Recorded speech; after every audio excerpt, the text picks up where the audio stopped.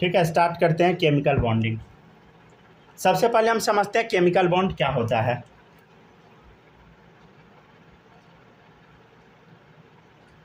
पहले इसका हम लोग डेफिनेशन लिख लेते हैं।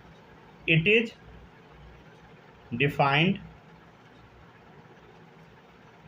As force of attraction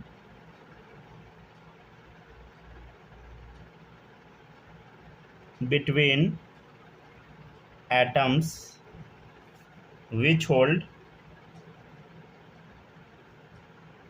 them together in a molecule।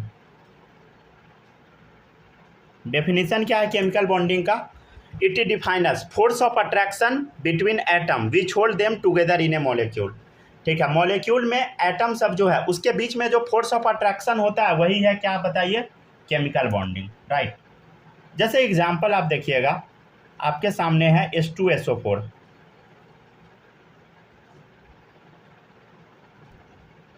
H2SO4 क्या है बताइए? एक मॉलिक्यूल है।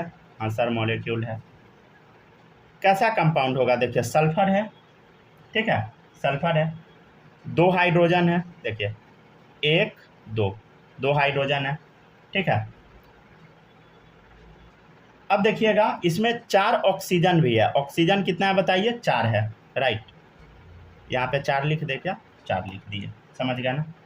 अब देखिएगा ध्यान से, इसको ना हम डॉट से बना देते हैं, ठीक है, सबसे बेस्ट डॉट से बनाइए इसको।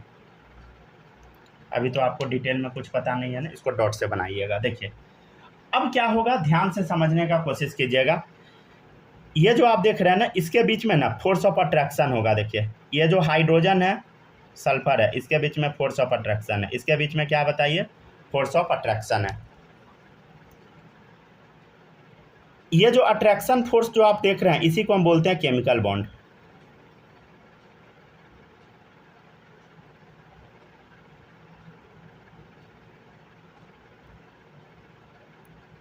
हम क्या बताए केमिकल बॉन्डिंग का डेफिनेशन? देखिएगा, it is defined as force of attraction.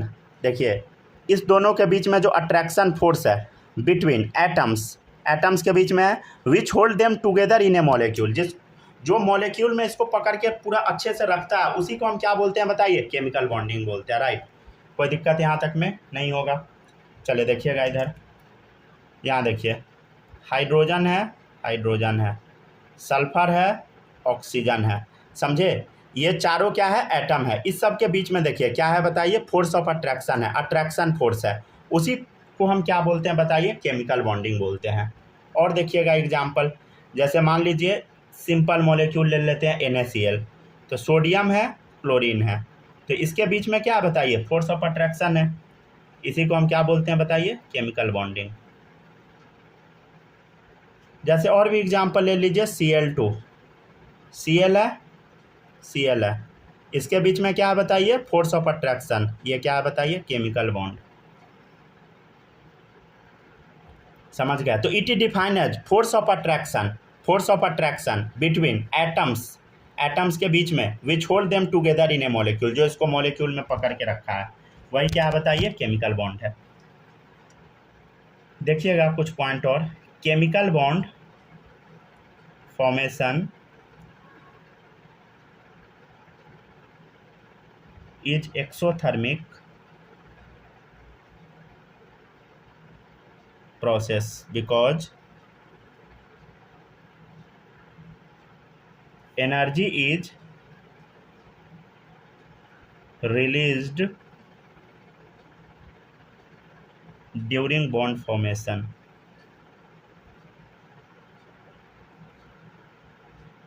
देखिए क्या हम बताएं, थोड़ा समझने का कोशिश कीजिएगा। केमिकल बॉन्ड फॉर्मेशन जो है एक्सोथर्मिक प्रोसेस है। जैसे मान लीजिए ए है, बी है, ए बी के बीच में क्या है बताइए? बॉन्ड है। तो इसमें क्या होगा बताइए? एनर्जी रिलीज होगा। जब भी ए और बी के बीच में बॉन्ड बनेगा तो एनर्जी रिलीज होगा। एनर्जी रिलीज हुआ तो एक्सोथर्मिक प्रोसेस। तो chemical bond formation is an exothermic process. कैसा प्रोसेस है बताइए? एक्सोथर्मिक प्रोसेस है, because energy release during bond formation. जब भी केमिकल बॉन्ड बनता है तो एनर्जी रिलीज होता है, समझ गया ना। इसलिए कैसा प्रोसेस है बताइए, एक्सोथर्मिक प्रोसेस है।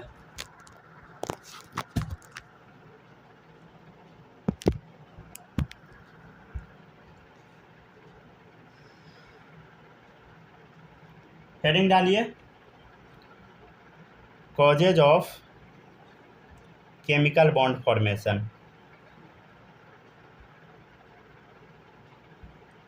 केमिकल बॉन्ड फॉर्मेशन का कारण क्या है, समझ गए ना, ये अब हम देख लेते हैं। कल सुबह वाला क्लास आपका बंद रहेगा, ठीक है ना। अभी मेरा एग्ज़ाम पूरा कंप्लीट नहीं हुआ है, कल प्रैक्टिकल का है।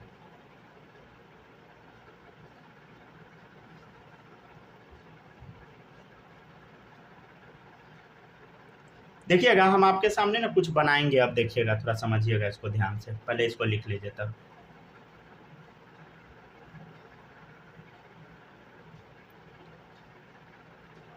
नहीं तो हम पहले स्टेटमेंट लिखवा देते हैं, ठीक है ना, तब समझाएंगे। देखिएगा कारण क्या है पहला, वो आप समझिए, जल्दी कंप्लीट कीजिए सब।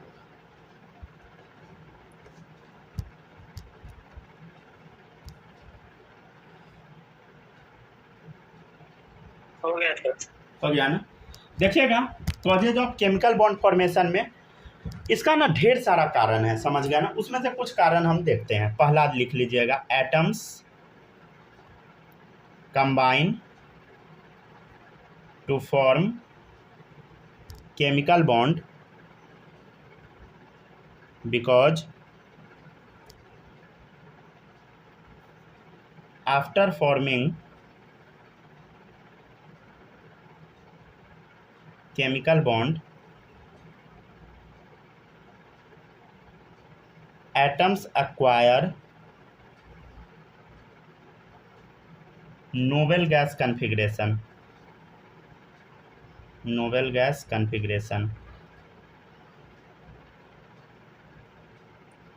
and they become stable। समझिएगा हम क्या बोल दिए, इसको समझने का कोशिश कीजिए। जैसे देखिएगा आपके सामने एग्जांपल है NaCl, सोडियम क्लोराइड। सोडियम का कॉन्फ़िगरेशन बताइए, नियॉन 3s1। अच्छा, अगर इसमें से हम इसको हटा देंगे तो Na+ बन जाएगा, समझ गया ना। तो कॉन्फ़िगरेशन क्या हो जाएगा बताइए, हीलियम 2s2 2p6, ऐसा लिखना सिखाए थे, याद है। अब बताइए ये जो इलेक्ट्रॉन एक निकला, ये इलेक्ट्रॉन जाएगा किसके पास, तो देखिए बगल में क्लोरीन बैठा है, क्लोरीन कॉन्फ़िगरेशन बता, नियॉन 3s2 3p5। ये बोलेगा एक काम कर, तुम जो अपना ये इलेक्ट्रॉन रिलीज किया ना, ये जो इलेक्ट्रॉन जो तुम निकाले हो, एक काम करो हमको दे दो, ये ले लेगा, राइट। जैसे ये इलेक्ट्रॉन लेगा, इलेक्ट्रॉन लेने के बाद कौन सा चार्ज आएगा बताइए, निगेटिव चार्ज आएगा, राइट। समझ गया ना, क्या हो गया, नियॉन 3s2 3p6 कॉन्फ़िगरेशन हो गया, समझ गया ना।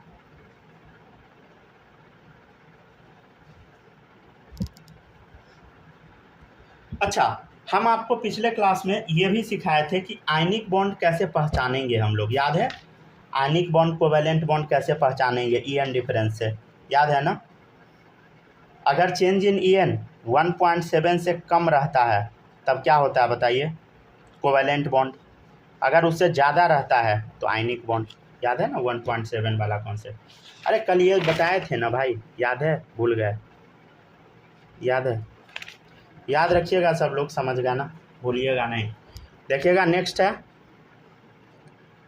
Na+Cl-। चलिए देखिएगा, समझिएगा इसको ध्यान से। देखिए Na+ है और Cl- है, तो देखिए ये जो प्लस माइनस है ना, इसके बीच में क्या होता है बताइए, chemical bond, right, chemical bond. आप बोलिएगा सर कौन सा बॉन्ड है, आयोनिक है या कोवेलेंट है, कैसे पहचानेंगे बताओ। सोडियम का EN 0.9, क्लोरीन का 3, समझ गया। तो डेल्टा EN क्या आएगा बताइए, 3 - 0.9, ठीक है, कितना आ गया 2.1, जो कि 1.7 से बड़ा है। कौन सा बॉन्ड बना बताइए? आयोनिक बॉन्ड बना। कहाँ पढ़ाए थे? पीछे पढ़ाए थे, ठीक है ना। अरे यहाँ पे हुआ क्या आप समझे? जैसे मान लीजिए एक कंटेनर है, ठीक है, इसमें अगर हम इसको समझाना चाहें, कुछ नहीं हुआ। यहाँ से सोडियम क्या किया? इलेक्ट्रॉन रिलीज किया। क्लोरीन क्या किया? उस इलेक्ट्रॉन को ले लिया। बस यही तो हम बताए हैं। सोडियम इलेक्ट्रॉन रिलीज किया, क्लोरीन ले लिया। यही क्या हो गया बताइए? Chemical bond. तो atoms combine to form chemical bond because after forming chemical bond atoms acquire noble gas configuration. देखिए यहाँ से 3s1 हट गया, क्या ये नियॉन बन गया? नोबेल गैस बन गया। And they become stable. क्या ये नोबेल गैस बना? देखो नियॉन 3s2 3p6, ये भी नोबेल गैस बन गया, आर्गन। तो दोनों स्टेबल। समझ गए? मतलब अच्छा बॉन्डिंग है। समझ गए ना? लिखते चलिए सब लोग।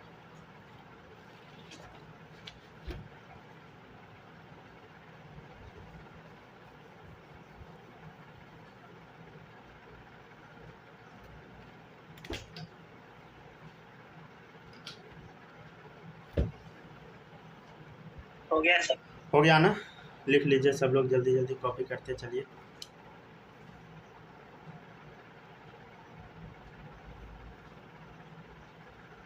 देखिए केमिकल बॉन्ड अब बनता कब है, थोड़ा सा हम ये भी चर्चा कर लेते हैं, देखिएगा। हो गया ना? लिख लिए ना सब लोग? हाँ लिख लिए ना? सूरज कोई डाउट यहाँ तक में नहीं ना? कोई डाउट नहीं है ना? चलिए अब देखिएगा। देखिए अब केमिकल बॉन्ड बनता कब है वो देखिए। केमिकल बॉन्ड इज फॉर्म्ड कब बनेगा बताइए? When attraction force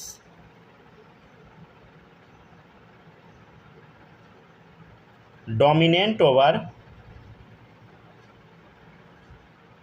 repulsion force.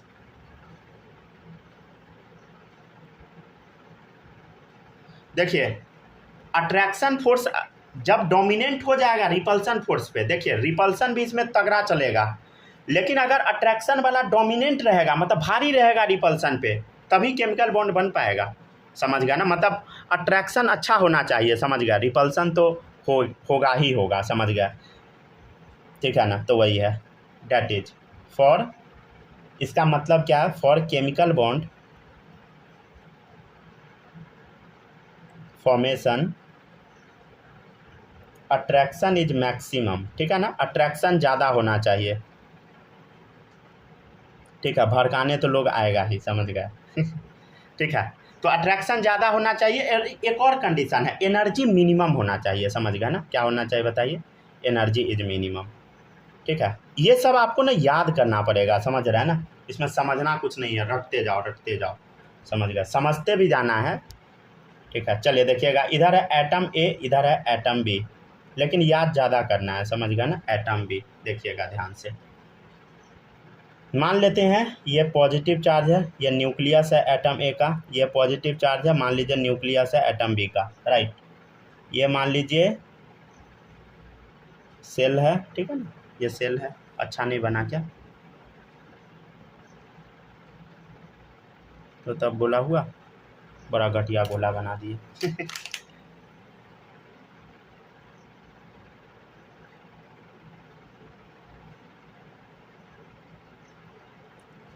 ठीक है, अब देखिएगा ध्यान से।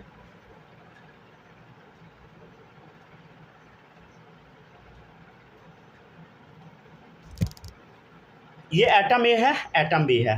देखिए इधर है इलेक्ट्रॉन,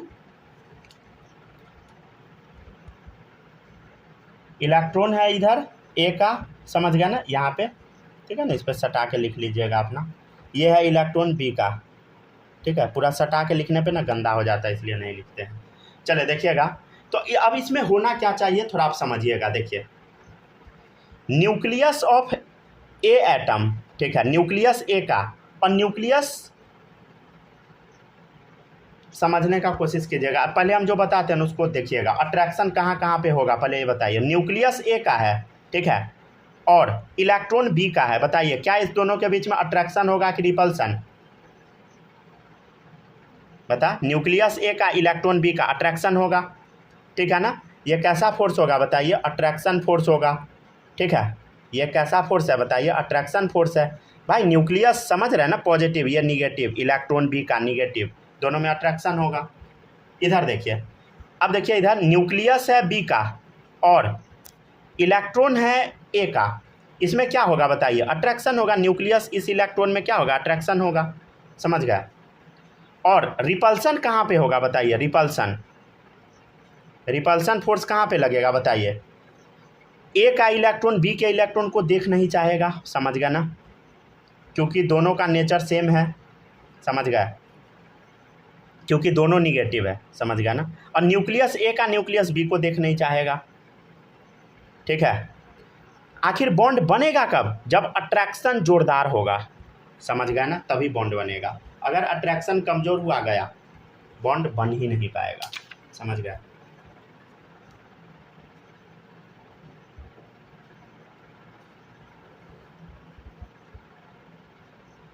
हो गया सर। हो गया ना।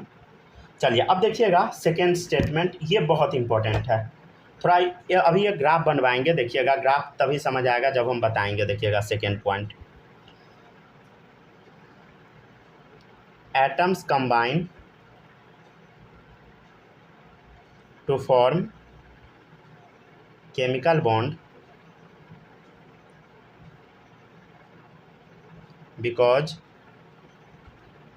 आफ्टर फॉर्मिंग बॉन्ड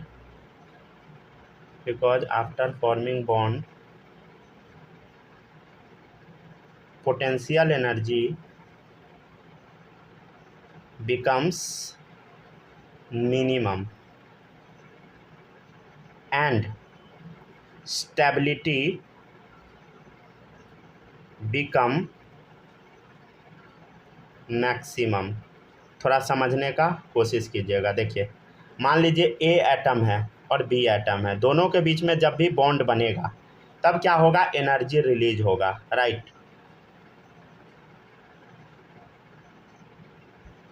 तो देखिए atoms combine to form chemical bond because after forming bond potential energy minimum, इसमें जो पोटेंशियल एनर्जी होगा मिनिमम हो जाएगा, समझे। एंड स्टेबिलिटी बिकम मैक्सिमम, और स्टेबिलिटी मैक्सिमम होगा, समझ गया ना। और इसमें एनर्जी भी रिलीज होगा, ये तो बता दिए हैं, ठीक है ना।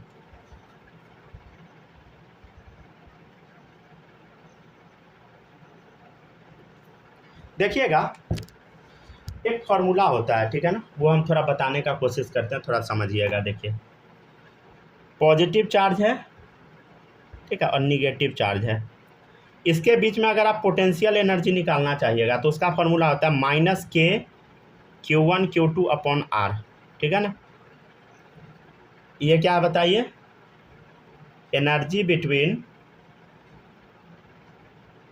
Positive and negative charge, right. वो क्या है बताइए? पोटेंशियल एनर्जी, -K(Q1Q2)/R, ठीक है ना। अब आप थोड़ा समझने का कोशिश कीजिएगा, देखिएगा ध्यान से। अगर हम R को इनफाइनाइट बना देते हैं, R को हम क्या बनाते हैं बताइए? इनफाइनाइट, ठीक है ना, ठीक है। अगर हम इनफाइनाइट को कोई भी चीज़ से डिवाइड करते हैं ना तो जीरो आ जाता है, मतलब ये नंबर डिवाइडेड बाई R के जगह इनफाइनाइट पुट कर दिए, तो कोई भी नंबर डिवाइडेड बाई इनफाइनाइट क्या होगा बताइए? जीरो। तो पोटेंशियल एनर्जी क्या हो जाएगा बताइए? जीरो, ठीक है। एक और चीज़ देखिए, अगर रेडियस को आप जीरो करेंगे, रेडियस को जीरो करेंगे तब क्या होगा? Potential energy anything divided by zero क्या होता है बताओ? इनफाइनाइट। तो क्या हो गया बोलो? इनफाइनाइट, समझ गए ना। मतलब हम क्या बोले आप समझे? इधर देखिए 1/इनफाइनाइट क्या होता है बताओ? 1/इनफाइनाइट बोलो? जीरो। वही तो किए हैं कि -K(Q1Q2)/इनफाइनाइट क्या होगा? जीरो। जैसे 1/इनफाइनाइट क्या होगा? जीरो। और यहाँ हम क्या बताए? देखिए इधर -K(Q1Q2)/जीरो, तो आंसर क्या आएगा? इनफाइनाइट। जैसे 1/0 लिखा है तो आंसर क्या आएगा? इनफाइनाइट, ठीक है। ये इसलिए बता दिया ताकि आप भूल ना जाए कहीं।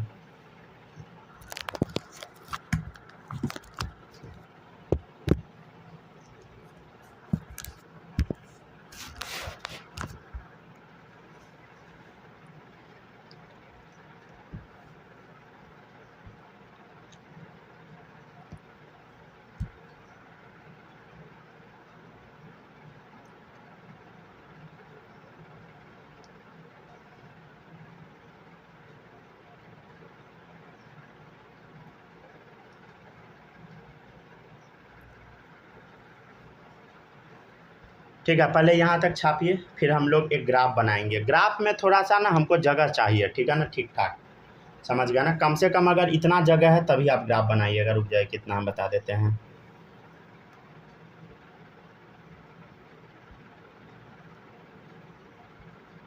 ठीक है, इतना अगर आपके कॉपी में जगह है तो बनाइए, नहीं तो पेज बदल दीजिए।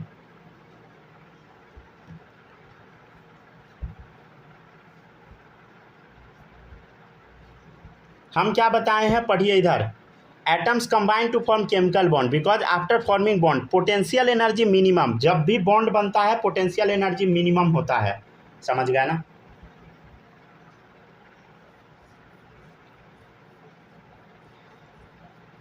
ठीक है ना।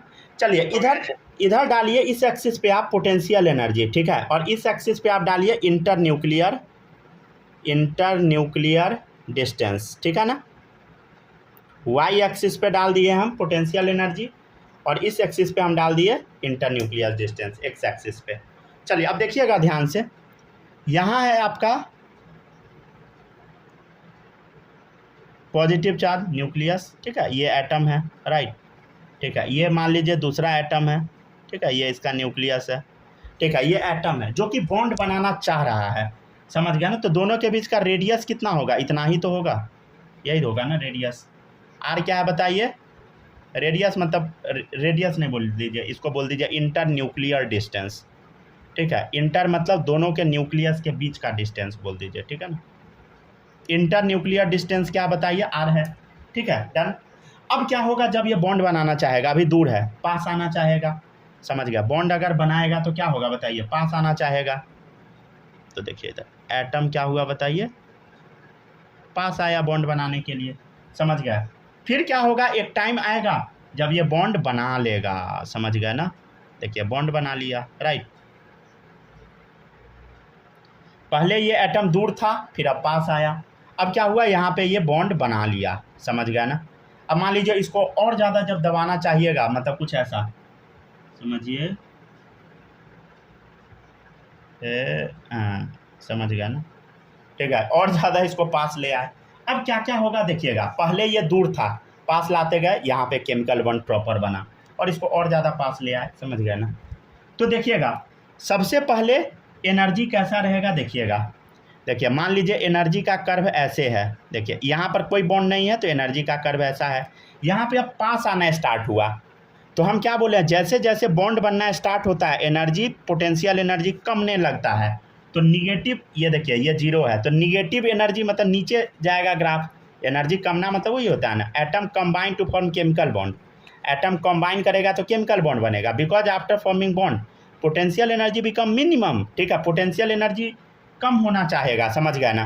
तो पोटेंशियल एनर्जी का कर्व है, तो पोटेंशियल एनर्जी गिरेगा, जैसे बॉन्ड बनना शुरू हुआ पोटेंशियल एनर्जी गिरना स्टार्ट हुआ, समझ गया। और यहाँ पे प्रॉपर बॉन्ड बन गया है, याद है, देखो इधर यहाँ पे बॉन्ड बन गया, ठीक है ना, यहाँ पे बॉन्ड बन गया, समझ गया।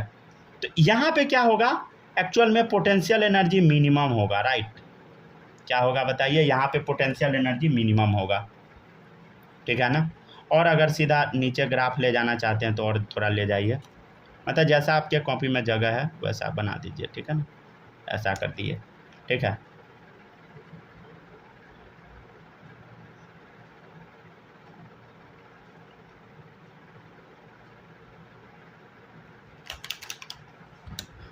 ठीक है, यहाँ पे बॉन्ड बना, देखिए जब भी बॉन्ड बना तो एनर्जी क्या है, देखिए इधर ध्यान से, यहाँ पे एनर्जी मिनिमम आ गया, समझ गया ना। यहाँ पे एनर्जी क्या है बताइए, मिनिमम है, राइट, ठीक है ना। पोटेंशियल एनर्जी क्या हो गया बताइए, यहाँ पे मिनिमम हो गया, ठीक है। जब भी बॉन्ड बना तो पोटेंशियल एनर्जी क्या हो गया यहाँ पे बताइए, मिनिमम। हमको बस यही ग्राफ बनाना था, ठीक है ना। अगर और भी ज़्यादा अगर बनाना चाहिएगा तो और ज़्यादा अगर एटम को क्लोज लाइएगा ना तो क्या होगा, ये ग्राफ उठने भी लगता है, समझ गया, कुछ ऐसा, ठीक है। ये बुक में बना होता है लेकिन इसका कोई सेंस नहीं है, समझ गया ना, ठीक है। इसका हम लोग के काम का बस इतना ही ग्राफ था, यहाँ से यहाँ तक का, ठीक है ना, ठीक है ना।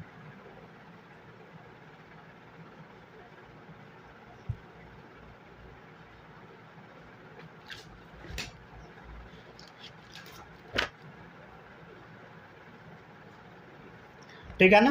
तो ये क्या हो गया, इसका बॉन्ड लेंथ हो गया, समझ गए। तो बॉन्ड लेंथ को आप आर से भी रिप्रेजेंट कर सकते हैं। आउट हो गया क्या?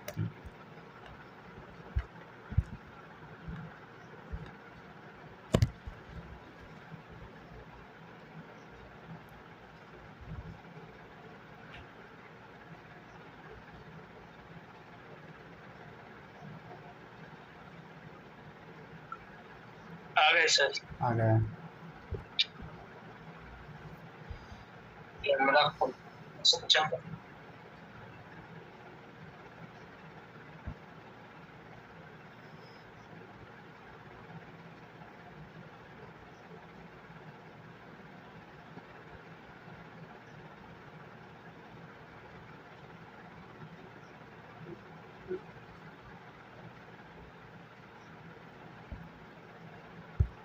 आ गए ना सब लोग?